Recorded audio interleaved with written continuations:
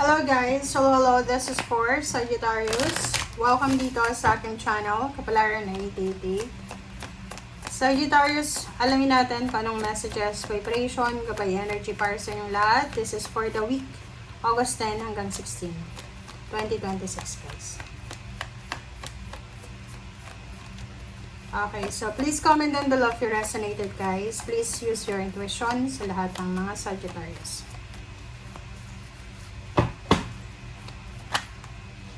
Okay, poverty.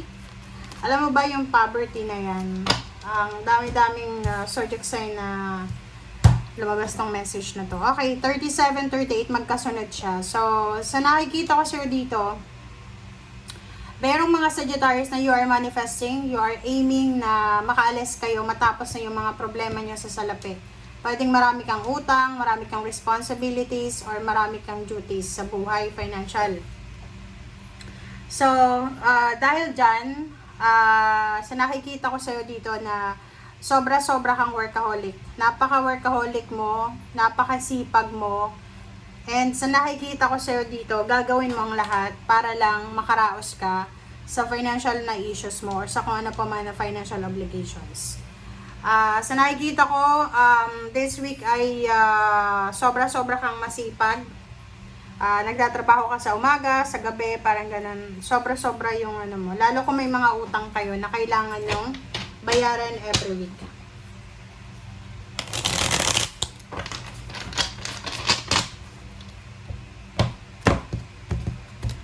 Okay. Okay, first two cards tayo. Magician and High Priestess. So, sinasabi ng bara sa'yo na isang napakabilis na milagro ang posibleng darating sa'yo sa linggong ito, Sagittarius. Pero, kailangan mo daw na mag-isip. Kailangan mong pag-isipang mabuti kung ano man ito na mga plano mong gawin. So, halimbawa, may mga job offers, part-time offers, financial help offers, or whatsoever man. Pero, kailangan mo munang pag-isipan siya kung ano yung mga desisyon na gagawin mo sa linggong ito.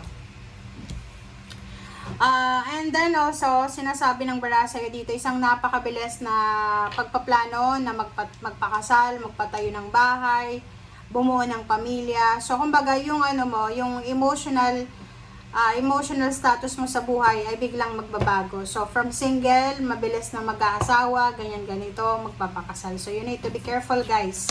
Kaya nga sabi ng bara, pag-isipang mabuti. Yung iba naman sa inyo dito, pwedeng mabilis na mga decision making sa pag-asawa, pagpapakasal, pagpapatayo ng bahay, pagpaparenovate ng bahay. Pero yung iba, kung ano man itong mga plano nyo, ay posibleng i-cancel nyo muna kasi wala kayong pera. Kailangan nyo munang maghanap ng pera.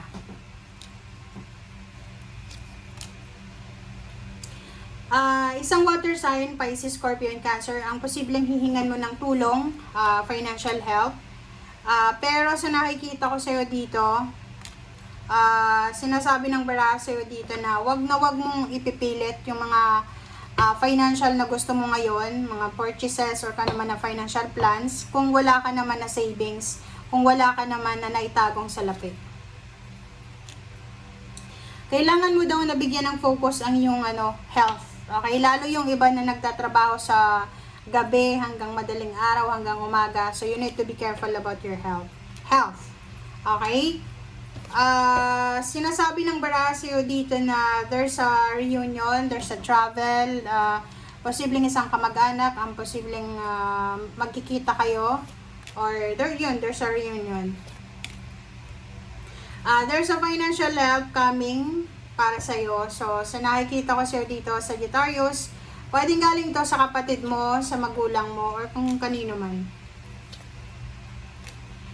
You need to be careful guys sa mga decision nyo na padalos-dalos. Forward movement kasi to eh. So, mag-iingat sa pagpapakasal, pagkakaroon ng relasyon, pagkakaroon ng anak, pagpapatayo ng bahay, pagbili ng sasakyan.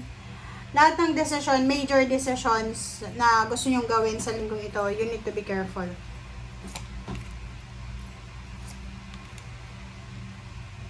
Okay, so sinasabi ng bara sa'yo dito, kailangan mo daw na maisip sa linggong ito na hindi lang naman puro pera, hindi lang naman puro tibok ng puso mo, relationship, romance, ang magpapasaya sa'yo. Okay? Ito'y realization to kasi ito ay 7 of Wands. So, sabi ng bara sa'yo dito na mayroon kang mga spiritual obligation siguro na hindi mo na nagagawa kasi masyado kang focus sa love life or focus ka sa trabaho, sa bisyo, or sa kung ano pa man. So, or travel, parang ganon. Sabi ko na yan. So, sinasabi ng bara sa'yo dito, may iba sa inyo dito, Sagittarius, na nagbabala kayong mag-travel. Gusto mong makipagbalikan sa ex mo. Pero ang sabi ng Empress dito, nako, wag ka nang makipagbalikan sa ex mo. Kung may mga ex kayo or may mga past person kayo, past habits or past environment na gusto nyong balikan, ako tigilan nyo na. Kasi sabi ng Empress sa inyo, kailangan nyo mag-focus sa kung ano yung importante sa ngayon. Okay? Sabi ng baraha dito, pag-isipan natin, ngayong linggo, importante na mag-isip ka para sa future mo financially. Okay? Hindi yung puro love life, hindi yung puro romance. Okay? Ten of Pentacles. Sabi niya sa'yo, pera, doon ka daw mag-focus sa pera, kung paano ka makakapag-ipon ng pera, kung paano ka makakahanap or makakatagpo ng mga tao na ma-impluwensya para matulungan ka. Kumbaga yung mga like-minded individuals. 8 of Wands. Huwag tayong magpadalos-dalos. Ito yung last message sa inyo. Huwag kayong masyadong magpadalos-dalos. Yun nga, kung puro financial obligation yan, kailangan mong maglabas ng salapi. Kailangan mag-ipon ka muna. Okay? You need to save more money. Okay? Lalo na kung gusto mong magpakasal, magpatayo ng bahay, mag-travel, mag-aral, parang ganun, masteral, doctoral. Dapat mayroon kang handang pera. Hierophant. Yun, kasal talaga to eh. Sabi ng bara sa'yo dito, meron din sa inyo na magse-celebrate sa linggong ito kasi pwedeng na-promote kayo sa trabaho. Yun, pwedeng imbitado sa kasal or talagang ipupush nyo yung kasal na gusto nyo. Sa nakikita natin dito, there's an 8 of Pentacles, tapos Hierophant and Ace of Cups. Masaya ka by the end of the week. So, maybe Friday, Saturday, Sunday. Sobrang saya mo. Kasi, sa nakikita ko, pwedeng yung pera na ini-expect mo from your job ay posibleng mapapasayo. So, there's a celebration coming because of promotion, salary increase, higher position. There's a financial help coming also. There's a financial guide ka na makukuha by the end of the week. Okay? Thank you guys. Bye!